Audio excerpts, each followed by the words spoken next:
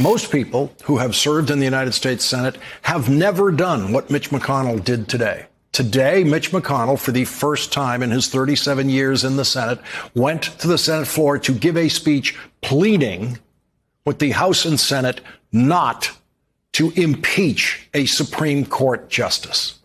Of Justice Clarence Thomas on the court. The far left wants another crack at what they tried and failed to do way back in 1991. Washington Democrats are now trying to bully this exemplary judge of 30-plus years out of an entire legal subject.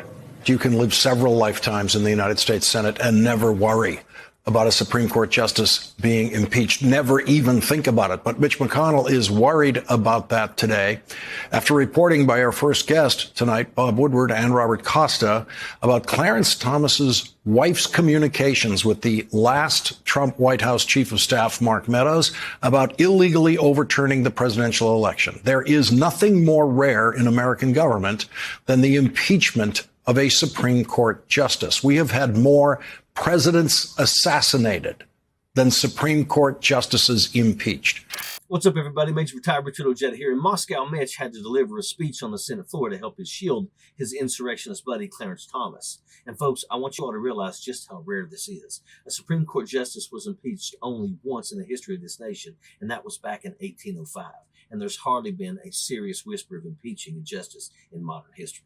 In an early morning text to Mark Meadows, Virginia Thomas wrote, "Mark, don't want to wake you. Sounds like Sydney and her team are getting inundated with evidence of fraud. Make a plan, release the Kraken, and save us from the left taking America down." In another text to Mark Meadows, Virginia Thomas supports another delusion. Quote, "Watermarked ballots in over 12 states have been part of a huge Trump and military white hat sting operation in key battleground states," she wrote. During that period, supporters of the QAnon extremist ideology embraced a false theory that Trump had watermarked mail-in ballots so he could track potential fraud. Now think about that. Virginia Thomas was hoping that it was true that the president of the United States tampered with ballots in over 12 states and had them illegally marked in a way that would allow the president to trace everything that happened to those ballots. But this is 2022, and politics are stranger than fiction. A justice, by definition, is supposed to be a completely nonpartisan role, but the alt-right has been targeting a takeover of the courts for some time now. And the more they drift further and further to the far right, the more their efforts to overtake impartial justice, with not just partial but complete insanity, continues. A year and 2 months after the insurrection at the Capitol, Virginia Thomas first publicly revealed in a friendly interview that she attended Donald Trump's rally near the White House before the attack on the Capitol. She told a Trump-friendly interviewer that she left early because it was too cold. Now, imagine the scene at the Thomas dinner table on the night of January 6th, when the Capitol is still under siege. Did Clarence Thomas and Virginia Thomas not discuss anything that happened in Washington on that day, on January 6th? Did Virginia Thomas not tell her husband at dinner on January 6th that she was at the Trump rally right before the attack on the Capitol? Did Clarence Thomas not realize at that moment that he could never participate in any Supreme Court cases involving January 6th? And so now here we are with Moscow Mitch assaulting the ears of anyone listening to his droning on about left-wing impeachment attempt conspiracies in a desperate effort to save face for the abominable mess that Clarence Thomas finds himself in.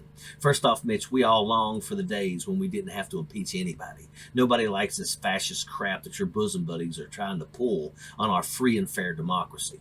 If the two impeachments of Trump were unwarranted, then there simply is no use for impeachment at all. And guess what? It's in the Constitution.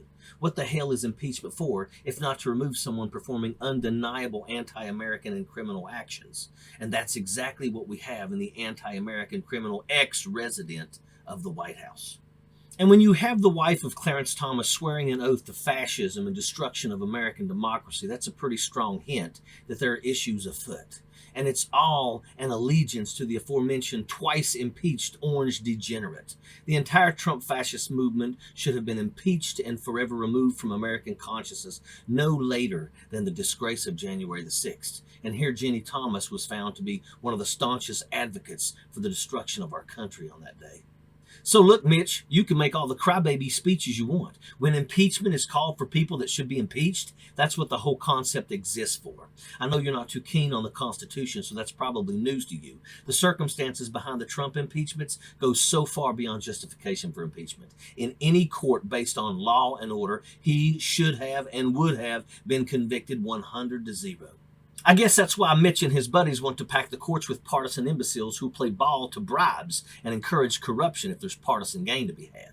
A world where there should be high standards in performance and a low margin of tolerance, like in every real job real working people have to deal with, is so far removed from Republican politics, it's as foreign as an alien life form to people like Moscow Mitch. Moscow Mitch's standard for impeachment is if you help me grift off the people of this world, you're innocent. And if you oppose my own corruption, bribes, and extortion, then you should be impeached. And that's the kind of courts the Republicans dream to see. It's the model Trump has played in his career as a con artist, and these lackeys all want a seat at the same grand table of crime and corruption. Fact. Sapper stir the way, airborne all the way.